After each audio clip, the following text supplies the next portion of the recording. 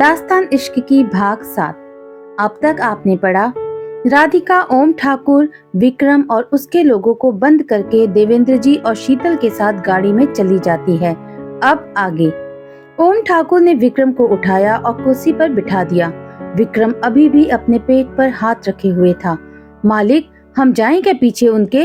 उनमें से एक ने पूछा। चुप, एकदम चुप। उस लड़की ने हमारे इतने बड़े 6 फुट के लड़के को मारा और ये कुछ नहीं कर सके। और तो और बाकी सारी ये हमारे लोग जो दिन रात लड़ते हैं उनको भी बेबस कर दिया। ओम ठाकुर गुस्से में बोले।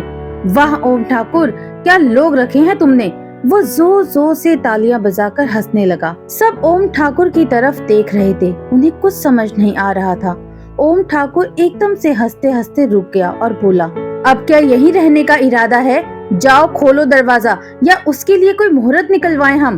एक आदमी ने जाकर दरवाजे को 3-4 धक्का मारा तो दरवाजा खुल गया। चले मालिक। ओम ठाकुर विक्रम को पकड़े हुए बाहर आ गया। उन्होंने कहा, शेरा, डॉक्टर को बुलाओ, दिखाएं जरा हम अपने नाजुक बेटे को। राधिका रास्ते में देखती जा रही थी। उसने देखा एक माइलस्टोन पर प्रीतमपुरा 15 किलोमीटर लिखा हुआ था। उसने कहा, ताऊ जी, प्रीतमपुरा है, यहाँ से 15 किलोमीटर है। वहाँ देखते हैं, कुछ पता चलेगा। पूछकर कि आगे किस तरफ जाना है। ठीक है लाडो, आप थक गए हो तो हम चला ले गाड़ी? नहीं, अभी तो हम चला रहे हैं, जब लगेगा तो दे देंगे आपको। ठीक है। उधर आदित्य राधिका, देवेंद्र जी और शीतल को बार बार कॉल करके थक गया था। उसने भुवन से कहा, अपने आदमियों को चारों तरफ जाने का बोलो, कुछ नहीं होना चाहिए किसी को भी, मुझे वो तीनों से ही सलामत चाहिए। जी, भुवन ने कहा। तभी आदित्य का फोन बजा। उसने देखा तो अननोन नंबर से कॉल था। उसने पिक किया और बोला, हेलो, कैसे हो आदित्य? कौन? अरे, हम ओम ठाकुर बोल रहे हैं। आपने मुझे फोन क्यों किया? अरे, आपने शादी कर ली और हमें बताया भी नहीं। उदय भाई साहब ना सही, हम तो हैं अभी घर के बड़े। मैं आपसे बात नहीं करना चाहता, ना ही कुछ सुनना चाहता हूँ। बहू रानी के बारे में भी नहीं सुनना चाहते? बहू रानी? हाँ, नहीं सुनना चाहते। आपको कैसे? आदित्य इतना ही बोल पाया था। वो सब रहने दो, हमें कैसे पता चला, किसने बताया? अभी ये सब बातों के लिए टाइम नहीं है। ढूंढ रहे हो ना बहू रानी को? कहाँ है वो? आदित्य चिल्लाते हुए बोला। अगर कुछ भी हुआ ना उन तीनों में से किसी को, तो मैं जिंदा नहीं छोड़ूंगा आप में से किसी को भी। राघव ने उसके कंधे पर हाथ रखकर शांत होने को बोला और इशारे से फोन को स्पीकर पर करने को बोला।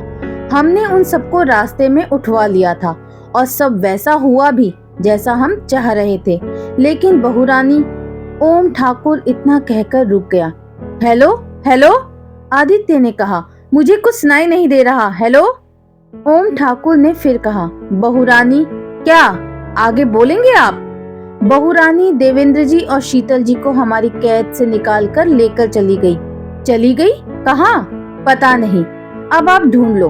हमने इसलिए बता दिया कि बाद में बहू रानी बताए तो आप ये ना कहें कि हमने बताया नहीं था। वैसे आपके दुश्मन भी तो बहुत हैं, क्या पता उनमें से किसी को ये पता चल गया हो कि आपने शादी कर ली है तो? अच्छा, खुश रहिए, जो हम आपको रहने नहीं देंगे। ये बात ओम ठाकुर ने मन में ही कही थी। ओम ठाकुर के फोन कट करते ही आदित्य ने राघव से कहा, फोन करो भुवन को और सब बताओ। हम तब तक कमिश्नर साहब को फोन करके घर आने को बोलते हैं, और चलो तुम भी। आदित्य राघव के साथ वापस आ गया। कमिश्नर साहब भी अपनी थोड़ी सी फोर्स के साथ आदित्य के घर आ गए थे। वीर प्रताप जी को राघव ने फोन करके बताया तो वो भी आ गए। भुवन भी बाकी लोगों के साथ आ गया था। कमिश्नर साहब ने कहा, ठाकुर साहब आप चिंता न करें, इस एरिया में ठकुराइन है तो हमें पता चल जाएगा। सब जगह सीसीटीवी लगे हैं, बस हमें आप ये बताएं कि वो सब यहाँ से निकले कितने बजे? राघव ने कहा, यही कोई 10 बजे करीब। कमिश्नर साहब ने अपने ऑफिसर में से एक को बुलाया और कहा, किसी को बोलो जहाँ तक भुवन साथ में थे उनके आगे और आसपास जितने गांव या शहर हैं, वहाँ जितने सीसीटीवी लगे हैं चेक करें और रिकॉर्डिंग निकलवाएं। जी सर, ऑफिसर ने कहा और चले गए। उधर राधिका और देवेंद्र जी दोनों ही प्रीतमपुरा पहुंचने के इंतजार में थे। देवेंद्र जी ने देखा गाड़ी का पेट्रोल खत्म होने वाला है। उन्होंने राधिका से कहा, लाडो पेट्रोल खत्म होने वाला है। ताऊ जी बस हम पहुंचने ही वाले हैं, वो देखिए दिखाई दे रहा है शहर यहाँ से। देवेंद्र जी ने गाड़ी की स्पीड बढ़ाई और प्रीतमपुरा में आपका स्वागत है सड़क के किनारे लगे हुए बोर्ड तक गाड़ी को ले आए। बस लाडो अब यहाँ से आगे नहीं जाएगी। कोई बात नहीं ताऊ जी, आप आइए देखते हैं, पता करते हैं यहाँ से किस तरफ जाना होगा। देवेंद्र जी, शीतल और राधिका तीनों गाड़ी से उतरे। धूप इस वक्त काफी तेज थी। चलते हुए राधिका ने पूछा, ताऊ जी आपको किसी का नंबर याद है? नहीं लाडो, सब नंबर तो मोबाइल में ही होते हैं आजकल, तो याद रहता ही नहीं है किसी का नंबर। हाँ, ये तो सही कहा आपने। चलिए यहाँ बैठिए, हम पूछते हैं किसी से। राधिका ने एक छोटा सा रेस्टोरेंट देखकर उनको बोला। तीनों अंदर चले गए। राधिका ने वहाँ देवेंद्र जी और शीतल को एक टेबल पर बिठाया और देवेंद्र जी से कुछ ऑर्डर करने को कहा और वो खुद वहाँ बैठे हुए मैनेजर से पूछने चली गई। सर, जरा बताएंगे यहाँ से रायपुर कितनी दूर है? जी मैडम, अभी बताते हैं गूगल देखकर। ठीक है। राधिका वहीं इंतजार करने लगी। वैसे आप आ कहाँ से रही हैं? राधिका ने 1 मिनट सोचा, फिर बोली, किशनगढ़ से। अच्छा, उस मैनेजर ने कहा। मैडम ये देखिए, आपको रायपुर जाना है तो आप उल्टे रास्ते पर आ गई हैं। आपको यहीं से वापस जाना होगा और फिर किशनगढ़ होते हुए रायपुर जाना होगा। और कोई रास्ता नहीं है? नहीं मैडम जी, फ्लाईओवर का काम चल रहा है और रास्ता तो गूगल यही दिखा रहा है। आपको वापस जाना पड़ेगा। वैसे आप किशनगढ़ में किसके यहाँ से हैं? मैं वहीं से हूँ, आदित्य ठाकुर के यहाँ से। देवेंद्र जी ने कहा। क्या, ठाकुर साहब के यहाँ से? फिर तो आप हमारे पूरे प्रीतमपुरा के मेहमान हैं। ये प्रीतमपुरा उन्हीं का बसाया हुआ है, उदय ठाकुर जी का। आपके पास कुंवर का नंबर है? देवेंद्र जी ने पूछा। नहीं सर, उनका तो नहीं, लेकिन उनके एक गार्ड राजीव का है। वो मेरे रिश्ते में भाई लगता है। उनका नंबर लगा देंगे? हाँ सर, बिल्कुल। मैनेजर ने राजीव का नंबर लगाया। उधर से राजीव ने फोन उठाकर कहा, हेलो। हेलो राजीव, हम देवेंद्र बोल रहे हैं। सर आप कहाँ हैं सर? हम लोग आपको कितने घंटों से ढूंढ रहे हैं। कुंवर भी बहुत परेशान है। आप रुकिए, हम अभी उनको देते हैं। राजीव भागते हुए घर के अंदर आया। कुंवर, ताऊ जी का फोन है। आदित्य ने तुरंत फोन लिया और बोला, हेलो ताऊ जी, कहाँ हैं आप? और आप लोग ठीक है ना? किसी को कुछ हुआ तो नहीं? नहीं कुंवर, सब ठीक है। हम प्रीतमपुर में हैं। आप लोग वहीं रुकिए, हम लोग बस निकल रहे हैं। आप इस फोन से लोकेशन हमें भेज दीजिए। देवेंद्र जी ने मैनेजर से कहा। आप राजीव को लोकेशन भेज दीजिए। जी सर, आप बैठिए। मैनेजर ने राजीव को लोकेशन भेजी। राजीव ने आदित्य को और बाकी सबको लोकेशन भेज दी। आदित्य तुरंत गाड़ी लेकर लोकेशन की तरफ बढ़ गया। मैनेजर ने देवेंद्र जी से कहा, सर आप बैठिए, मैं आपके लिए खाने का अरेंजमेंट देखता हूँ। देवेंद्र जी ने हाँ कहा और शीतल और राधिका के साथ जाकर अंदर बने हुए कैबिन में बैठ गए। राधिका ने देवेंद्र जी से कहा, ताऊ जी आपने कुंवर को फोन करने के लिए क्यों कहा? लाडो, देख लिया ना आपने कि कुंवर के अपने ही उनके दुश्मन हैं। अभी तो आप एक से मिली हैं, कुंवर तो घिरे हुए हैं इन सब से। इसलिए वो आपसे हुई शादी को किसी को बता नहीं रहे थे। ना ही उन्होंने आपसे किशनगढ़ आने की जिद की। वो तो खामोशी से आपकी हिफाजत कर रहे थे। आपने ही उनको कहा गार्ड्स को हटाने के लिए। और हाँ, सारी गलती मेरी ही है ताऊ जी। मैं देख रही हूँ, जब से कुंवर ने हमसे शादी की है तब से आप हमारे ताऊ जी कम और उनके ताऊ जी ज्यादा हो गए हैं। कहकर राधिका ने शीतल को गले से लगा लिया। शीतल मुस्कुरा दी और बोली, वैसे आपने बहुत बहादुरी दिखाई। हाँ, बस सोचा बहुत दिनों से किसी को पीटा नहीं तो 2-4 पीट लें। और राधिका हंसने लगी। लाडो, अभी आपने एक बात सही कही। क्या ताऊ जी? कुंवर और आपकी शादी वाली। तो आप मान गई कि आपकी शादी हुई है? नहीं ताऊ जी, वो तो ऐसे ही। राधिका आगे कुछ बोलती तब तक मैनेजर ने दरवाजे पर नॉक किया और अंदर आ गया। उसके साथ वेटर थे और उनके हाथों में खाने की ट्रे। उन्होंने सबको खाना परोसा और चले गए। मैनेजर ने कहा, सर आप शुरू कीजिए, बाकी कुछ चाहिए तो बता दीजिए। देवेंद्र ने कहा, नहीं ये सब काफी है, आप बैठे, कुछ होगा तो हम बोल देंगे। जी, कहकर मैनेजर वहां से चला गया। थोड़ी देर में सबने खाना खा लिया था। मैनेजर ने आकर कहा, सर आप थोड़ा रेस्ट करें, तब तक कुंवर भी आ जाएंगे। देवेंद्र जी ने शीतल और राधिका की तरफ देखा तो दोनों ने हाँ कहा।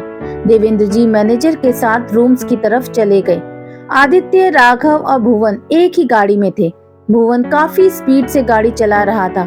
आदित्य बेचैनी से बार बार घड़ी की तरफ देख रहा था। उसने भुवन से कहा, भुवन अभी कितनी और देर? भुवन ने मैप देखते हुए कहा, सर बस 1 घंटा और। 1 घंटा? आदित्य ने थोड़ा तेज होकर बोला। राघव ने आदित्य की तरफ देखकर बोला, 60 मिनट। अब शांत हो और भुवन को गाड़ी चलाने दो। आदित्य मुंह बनाकर खिड़की से बाहर देखने लगा। राघव भुवन को देखकर मुस्कुरा रहा था। देवेंद्र जी थके हुए थे, वो लेटते ही सो गए। शीतल और राधिका दूसरे कमरे में थे। राधिका शीतल का हाथ पकड़े हुए लेटी हुई थी। 1 घंटे बाद भुवन ने गाड़ी रेस्टोरेंट के सामने पार्क की। बाकी सभी गाड़ियां भी आ गई थीं। सभी गार्ड्स उस रेस्टोरेंट को घेर कर खड़े हो गए। मैनेजर ने जब आदित्य को देखा तो भागकर उसके पास गया। हेलो सर, कहाँ है सब? आदित्य ने पूछा। सर वो लोग रूम में हैं, रेस्ट कर रहे हैं। ठीक है, हम इंतजार कर लेते हैं उनके उठने का। सर आप यहाँ अंदर आइए, मैं कुछ सर्व करता हूँ आपके लिए। आदित्य, राघव और भुवन अंदर रेस्टोरेंट में चले गए। 10 मिनट बाद आदित्य अपनी जगह से उठा और बाहर आ गया। वो बेचैन होकर इधर उधर घूम रहा था। राघव और भुवन उसे ऐसे देखकर मुस्कुरा रहे थे। आदित्य कभी अंदर की तरफ आ जाता और कभी बाहर की तरफ जाकर घूमने लगता। लगभग 1 घंटे बाद देवेंद्र जी आए। आदित्य ने आगे बढ़कर उनके पैर छुए। कैसे हैं आप ताऊ जी? हम ठीक हैं कुंवर। ओम ठाकुर का फोन आया था, बताया उन्होंने कि आपको उन्होंने ही रास्ते में से। हाँ, ओम ठाकुर ने ही किया और विक्रम ने, लेकिन राधिका ने उसे बहुत मारा और हम सबको वहाँ से निकाल कर ले आई। राघव ने कहा, भाभी ने मारा उस विक्रम को? भाभी तो कितनी नाजुक सी दिखती हैं। हाँ राघव, वो ऐसी ही हैं, दिखने में नाजुक सी, लेकिन जब मारने पर आती हैं तो उससे जीतना लगभग नामुमकिन है। देखना कभी आपसे ना उलझ बैठे। देवेंद्र जी कहते हुए मुस्कुरा बैठे। आदित्य देवेंद्र जी की बात सुनकर बस मुस्कुरा रहा था। तभी शीतल और राधिका आती हुई दिखाई दी। आदित्य ने जब राधिका को देखा तो बिना कुछ सोचे उसकी तरफ दौड़ कर गया और उसे गले से लगा लिया। आदित्य राधिका को गले से लगाकर बड़े सुकून से खड़ा हुआ था। राधिका उसके ऐसे गले लगने से असहज महसूस कर रही थी। आदित्य ने पूछा, आप ठीक है ना? उस विक्रम ने आपको कुछ किया तो नहीं? आपको लगी तो नहीं? पता है हमारी जान निकल गई थी जब ओम ठाकुर ने हमें बताया कि उन्होंने आपको किडनैप कर लिया है। कुंवर हम ठीक हैं, आप हमें छोड़ें, देखिए सब देख रहे हैं। आदित्य ने राधिका की आवाज सुनकर उसे अपने से अलग किया। बाकी सब उसे देखकर मुस्कुरा रहे थे। आदित्य ने शीतल को देखा और पूछा, कैसी हैं आप? हम बिल्कुल ठीक हैं कुंवर। राघव राधिका के पास आया और बोला, भाभी आप तो बहुत बहादुर हैं, आपने विक्रम को मारा। वाह, मजा ही आ गया सुनकर। राधिका बस उसकी बात पर मुस्कुरा दी। भुवन थोड़ा दूर खड़ा था। वो सबके पास आया और बोला, माफ कर दें, हमें ये सब हमारी वजह से हुआ है। देवेंद्र जी ने कहा, इसमें आपकी कोई गलती नहीं है भुवन, इसलिए माफी मांगने की जरूरत नहीं है। ताऊ जी, अगर ठकुराइन को कुछ हो जाता तो? हम इतने भी कमजोर नहीं हैं भुवन जी, और आप अपने को कसूरवार मत ठहराएं। भुवन ने राधिका के हाथ जोड़ लिए। अब चलें, वैसे भी शाम हो गई है, राघव ने कहा। हाँ, और हम सब किशनगढ़ चल रहे हैं, देवेंद्र जी ने कहा। राधिका ने उनकी तरफ देखा। राधिका देखो, हम आपकी बात समझते हैं, लेकिन अब आपने देख लिया ना कि लोग किस तरह के हैं। आज तो सिर्फ एक ही से लड़ा आपने, सोचिए अगर और होते तो क्या होता। आपकी किस्मत अब कुंवर के साथ है और अब हम आपकी जिंदगी को खतरे में नहीं डाल सकते। राधिका ने कुछ कहना ठीक नहीं समझा और उसे भी लगा कि देवेंद्र जी ठीक कह रहे हैं। उसने कहा, हम चलेंगे लेकिन एक शर्त पर, कि आप दोनों भी हमारे साथ वहीं रहेंगे, क्योंकि खतरा अगर हमको है तो आपको भी है। अगर आपको मंजूर है तो, और कुंवर को कोई एतराज ना हो तो। हमें क्यों एतराज होगा, हम तो वैसे भी अब अकेले ही रहते हैं। तो चलें फिर। सब गाड़ी में बैठ गए। आदित्य, राधिका, शीतल और भुवन एक गाड़ी में थे। राघव, देवेंद्र जी, राजीव और बाकी गार्ड्स के साथ मैनेजर को थैंक्स बोलकर सब लोग किशनगढ़ के लिए निकल गए। आदित्य खुश था क्योंकि राधिका अब उसके घर में रहेगी। राधिका खुश थी क्योंकि उसकी माँ और ताऊजी उसके ही साथ रहेंगे। वीर प्रताप जी को राघव ने फोन करके सब बता दिया था। सब लोग किशनगढ़ आ गए थे। वीर प्रताप जी रूपाली के साथ दरवाजे पर ही सबका इंतजार कर रहे थे। देवेंद्र जी शीतल और राधिका को सही सलामत देखकर उन्हें बहुत तसल्ली हुई। रूपाली ने आदित्य और राधिका की नजर उतारी और सब अंदर आ गए। रूपाली ने सबके लिए चाय बनवाई और सब वहीं बैठ गए। वीर प्रताप जी ने कहा, ओम ने बहुत नीच हरकत की है। अरे पापा, उन्होंने जो किया सो किया। भाभी ने विक्रम को मारा और ताऊजी और आंटी को बचा कर ले आई। मैं तो फैन हो गया इनका। हाँ बेटा, आपने बहुत बहादुरी दिखाई। गर्व है हमें कि आप आदित्य की जीवन संगिनी हो। राधिका बस मुस्कुरा रही थी। आदित्य उसे ही देख रहा था। सबने चाय पी और रात को खाने पर आने का कहकर कमरे में चले गए। राधिका कमरे में बैठी कुछ सोच रही थी। क्या हुआ राधिका? वो माँ, हम इस सब में कावेरी को भूल ही गए। वो अगर हमें फोन कर रही होगी तो बहुत परेशान होगी, क्योंकि आपका भी फोन नहीं है। फोन तो लेना होगा राधिका, क्योंकि उसके बिना तो काम नहीं चलेगा।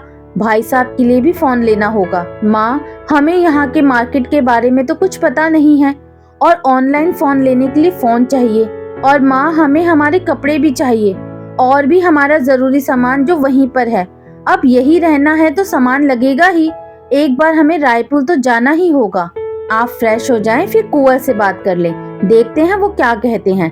मैं बात करूं? आप क्यों नहीं? क्योंकि कुंवर आपकी बात सुनेंगे। आपकी नहीं सुनेंगे? सुनेंगे, लेकिन वो कोई बहाना भी तो बना सकते हैं कि आप यहीं से कपड़े ले लो या थोड़े दिन बाद चलेंगे। ठीक है, कहते हुए राधिका तकिए पर सिर रखकर लेट गई। तो जाओ। अभी? हाँ, फोन तो चाहिए ही ना राधिका। चलो, बाकी तो बाद में भी आ जाएगा सामान। क्यों नहीं चाहिए फोन? हाँ चाहिए। तो ठीक है, जाती हूँ। राधिका जाने लगी तो पीछे से शीतल मुस्कुराकर उसे जाते हुए देख रही थी। राधिका आदित्य के कमरे के बाहर पहुंची तो देखा कमरा बंद था। राधिका ने मन में सोचा, अभी तो यहीं थे, कहाँ चले गए? उसने घर में काम कर रहे एक नौकर से पूछा, कुंवर कहाँ है? जी वो तो स्टडी रूम में है। कहाँ है स्टडी रूम? जी वो। उसने एक कमरे की तरफ इशारा करके बताया। राधिका उस कमरे की तरफ बढ़ गई। उसने हल्के से दरवाजा खोला और अंदर चली गई। उसने देखा आदित्य सिर कुर्सी पर टिकाए हुए, आंखें बंद किए हुए, एक हाथ से अपना सिर दबा रहा था। कमरे में आहट हुई तो उसने सोचा नौकर होगा। वो वैसे ही बोला, शंभू जरा दवाई दे देना सिर दर्द की। राधिका धीरे से उसके पीछे गई और उसका सिर दबाने लगी। आदित्य ने आंखें खोलकर देखा तो बोला, क्या हुआ, आप यहाँ? हाँ, कुछ काम था आपसे। कहें? अच्छा पहले आप जरा हमें दवा दे दें, हम आपकी बात फिर सुनेंगे। राधिका ने आदित्य को दवा दी।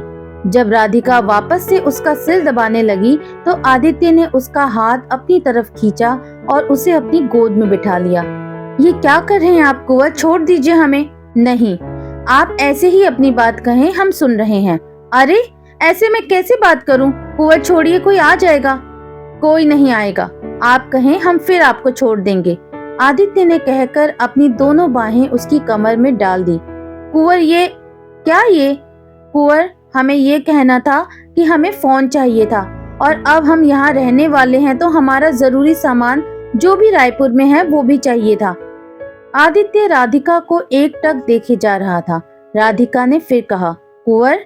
हाँ बोले। क्या बोले? आपने सुना हमने क्या कहा? बिल्कुल सुना। तो बस हमें यही चाहिए और इसके बदले हमें क्या मिलेगा? क्या मतलब? मतलब ये कि हम आपको सब ला देंगे, तो उसके बदले में हमें क्या मिलेगा? राधिका ने अपने हाथों को उसकी कमर से अलग किया और खड़ी हो गई। क्या चाहिए आपको? जो मांगेंगे मिलेगा? आदित्य ने उसके नजदीक आते हुए कहा। अगर दे सके तो। एक शाम चाहिए आपके साथ, मिलेगी?